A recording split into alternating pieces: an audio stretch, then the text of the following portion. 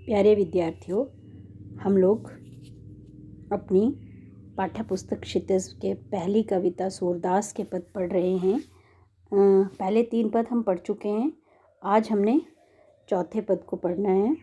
तो जैसे अपने पहले 3 पदों में देखा कि पहले पद में गोपियाँ श्री उद्धव जो हैं उनके पास योग संदेश लेकर आए, उन्हें उलाहना देती हैं और श्री कृष्ण के प्रति अपने प्रेम और भक्ति को स्पष्ट करती हैं और उन्हें एक ऐसे व्यक्ति के रूप में बताती हैं जो श्री कृष्ण के साथ रहते हुए उनके प्रेम में नहीं डूबा है। दूसरे पद में गोपियाँ बड़ी दुखी हैं कि श्री कृष्ण जी ने उन्हें निराकार ब्रह्मा की पूजा करने का संदेश भेज दिया है और उनका जो अपने प्रति प्रेम है उसको उद्धव को बताकर सार्वजनिक कर दिया है। तीसरे पद में गोपियाँ उद्धव को बोलती हैं कि आप ये जो हमें योग साधना का संदेश दे रहे हो ना, निराकार ब्रह्मा की पूजा करने का उपदेश दे रहे हो, ये तो हमारे लिए एक बीमारी या कड़वी ककड़ी के समान है।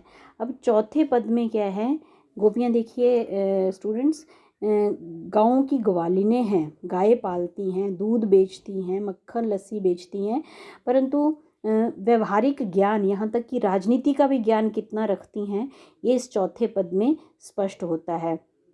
वो बताती हैं कि राजा का धर्म क्या होना चाहिए। पर अब हम आगे चौथे पद की तरफ की व्याख्या और कुछ कठिन शब्दों की तरफ चलते हैं, भाव और शिल्प देखते हैं।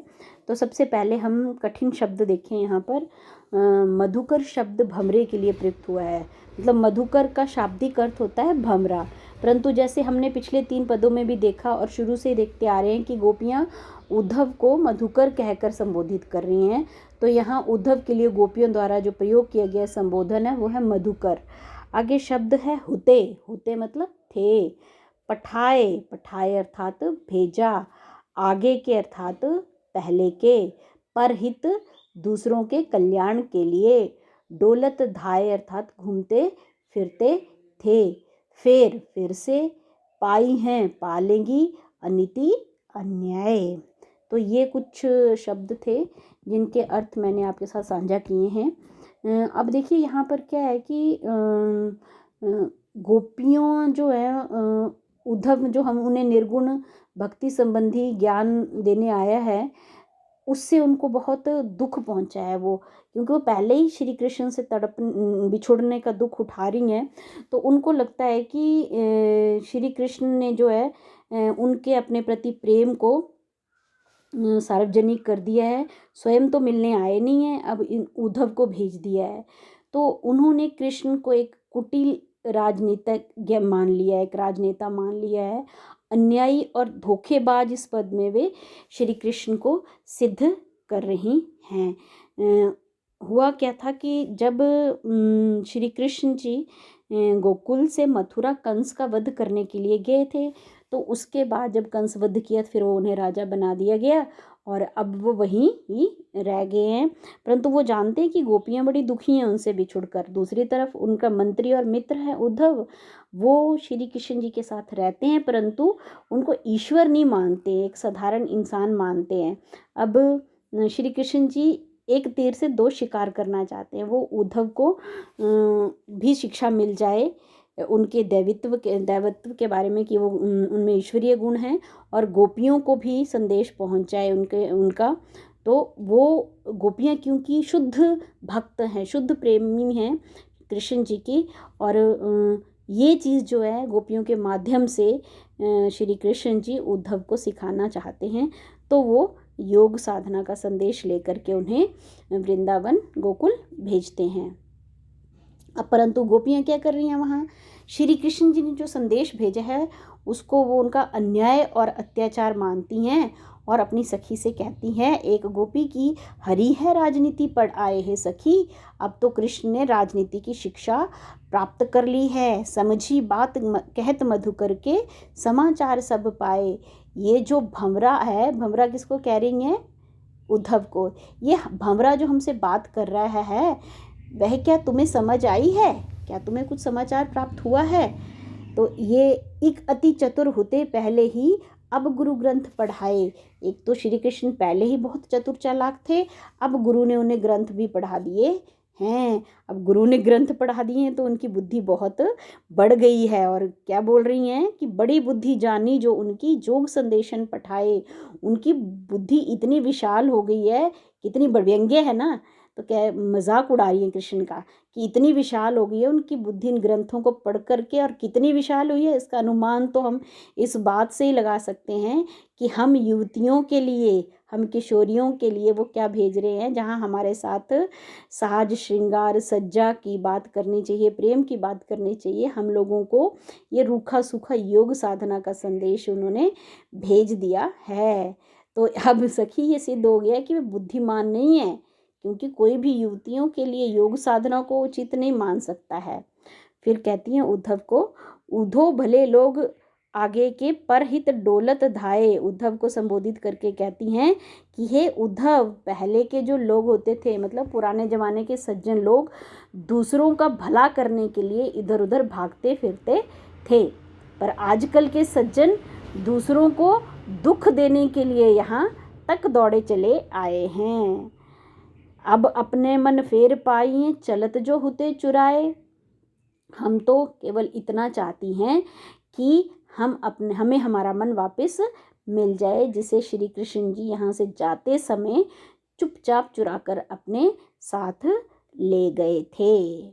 अब अपना मन फेर पाई मतलब वापस पा लेना चाहती हैं, जो श्री कृष्ण जी अपने साथ मथुरा जाते वक्त चुरा कर ले गए थे। तय क्यों अनीति करे आपुन जे और अनीति छुड़ाए। वो कहती हैं कि ऐसे अन्यायपूर्ण ऐसे व्यक्ति से न्यायपूर्ण काम की आशा कैसे की जा सकती है। वे तो दूसरों के द्वारा अपनाए जाने वाली रीतियों को छुड़ाने का प्रयास करते हैं। किसको कह रही हैं? कृष्ण को। गोपियाँ कहती हैं, उन गोपियाँ अपने जो है, गोपियों ने स्वयं कृष्ण के प्रति प्रेम की रीति पकड़ रखी है। तो क्योंकि गोपियाँ कृष्ण से प्रेम करने की रीति को अपनाए हुए हैं, और कृष्ण चाहते हैं कि प्रेम रीति को छोड़ करके वो योग साधना के मार्ग को अपना लें। तो गोपियों को लगता है कि ये अन्याय है। तो वो कहती हैं कि वो क्यों अनीति करे आपुन जे और अनीति छुड़ाए, मतलब दूसरों की नीति को छुड़ाने का, दूसरों को उनके मार्ग से हटाने का वो अनैतिक कार्य कर रहे हैं। राजधर्म तो यही सूर जो प्रजा न जाई सताहे। अब क्या सताए, अब क्या है, गोपियाँ कह रही हैं, सूरदास जी बता रहे हैं कि गोपियाँ इतनी व्यवहार कुशल हैं, गाँव की ग्वालिनी होते हुए भी वो जानती हैं कि एक राजा का अपनी प्रजा के लिए सच्चा धर्म क्या होता है। वो बोलती हैं कि सच्चा राजधर्म उसी को माना जाता है जिसमें प्रजा कभी भी राजा के द्वारा सताई ना जाए। और श्री कृष्ण तो अपने स्वार्थ के लिए हमारे सुख, सारे के सारे सुख चैन को छीन कर हमें दुखी करने की कोशिश कर रहे हैं। गोपियों का सुख चैन किस चीज़ में है? श्री कृष्ण से प्रेम करने में, उनको हर वक्त याद करने में है। तो श्री कृष्ण जी कहते हैं कि इस अपने योग संदेश के माध्यम से बता रहे हैं कि इसको छोड़ करके वो निराकार ईश्वर की उपासना करें। तो गोपियों को लगता है कि वो उनका सुख चैन छीनने की कोशिश कर रहे हैं। तो अब स्टूडेंट्स, हम इस पद का भाव देखें तो ये भाव निकल करके आता है कि गोपियाँ क्या करना चाहती हैं? श्री कृष्ण जी को एक स्वार्थी और धोखेबाज, चालें चलने वाले चालबाज राजनेता सिद्ध करना चाहती है, जो मथुरा जाते समय उनका मन चुरा कर साथ ले गए थे। और गोपियों ने जो उनको प्रेम दिया है, प्रेम का भाव उनके लिए रखा है, उस भाव के बदले में श्री कृष्ण जी उनको क्या पढ़ाना चाहते हैं? योग साधना का पाठ पढ़ाना चाहते हैं। तो गोपियाँ यहाँ श्री कृष्ण जी को क्या करना चाहती हैं? राजधर्म की शिक्षा दे रही हैं उद्धव के माध्यम से, कि उद्धव, ये राजा का धर्म होना चाहिए। इसके पश्चात अब आती है बात शिल्प सौंदर्य की। तो जैसे स्टूडेंट्स शुरू से हम कर रहे हैं बात की, कुछ चीज़ें चारों पदों में कॉमन रहेंगी। काल जो है भक्ति काल है, जो सूर सागर रचना है सूरदास जी की, उसके भ्रमर गीत में से ये पद लिए गए हैं, और ब्रज भाषा है। और इसके पश्चात ही तत्सम और तद्भव शब्दों का प्रयोग देख रहे हैं आप, जगह जगह पर हुआ है। और गोपियों का ना यहाँ पर उद्धव और कृष्ण के ऊपर बड़ा चुभता हुआ सा व्यंग भी स्पष्ट हुआ है। और यहाँ पर और कुछ शब्द हैं, जैसे हृदय, चुराना या मुहावरा है, जैसे ये हृदय चुराना, या जोग धर्म जो है वो तद्भव शब्द है। तो इसके पश्चात यहाँ अनुप्रास और वक्रोक्ति अलंकार का प्रयोग भी हुआ है। अनुप्रास अलंकार आप स्वयं छांटेंगे। वक्रोक्ति अलंकार के बारे में मैं आपको बता देती हूँ कि आपने पहले ये नहीं पढ़ा होगा।